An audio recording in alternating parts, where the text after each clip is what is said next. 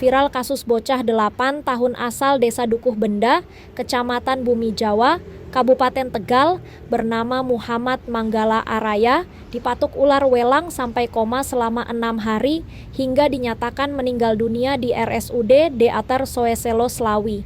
Kepala Bidang Pelayanan Medis RSUD Dr. Soeselo Slawi, Dr. Teguh Sukmawibowo membahas apa saja langkah-langkah awal yang harus dilakukan ketika digigit ular, terutama yang berbisa. Ketika seseorang digigit ular, maka cara penanganan awal yaitu meminimalisir gerakan anggota tubuh yang tergigit ular.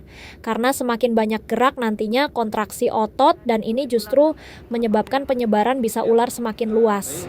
Jadi yang pertama untuk penanganan awal kita harus ketahui jenis ularnya. Jadi ular itu kan ada dua ya secara garis besar.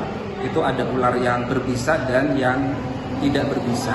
Memang secara data penelitian di area di Indonesia ini kurang lebih ada sekitar 250 sampai 270 spesies ular dan sekitar 50 spesies itu yang berbisa. Nah, yang paling mudah adalah kita ketahui gigitannya.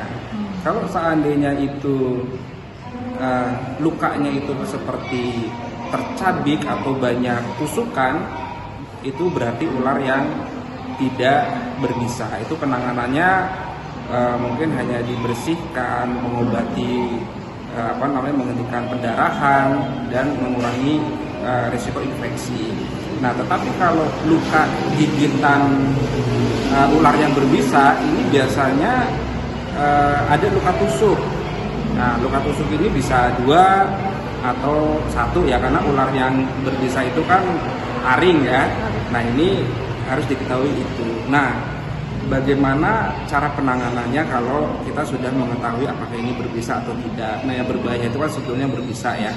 Yang berbisa ini kita harus ketahui cara penanganan awal, yaitu bisa ular ini mengalir bukan di pembuluh darah ya. Jadi yang dulu kita ketahui bahwa kalau ada gigitan ular diikat mungkin di atas gigitan agar tidak mungkin sampai peredaran darah lebih luas.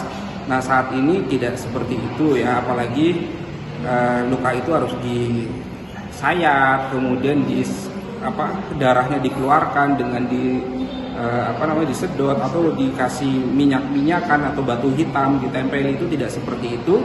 Nah, bagaimana cara pertolongannya adalah yang pertama adalah meminimalisir gerakan anggota badan yang tergigit ular tadi. Contoh kalau seandainya di kaki, nah kita lakukan spalek ya, seperti terkena patah tulang ya, itu dilakukan spalek, diberi kayu atau bambu atau mungkin kardus yang rigid ya, yang keras, itu dispalek kemudian diikat. Nah, tujuannya apa? Untuk meminimalisir gerakan. Semakin banyak gerak, semakin kontraksi otot itu justru akan menyebabkan penyebaran dan penyerapan bisa ular semakin meluas. Jangan lupa follow, like, dan subscribe sosial media Tribun Jateng. Download Tribun X sekarang, menghadirkan lokal menjadi Indonesia.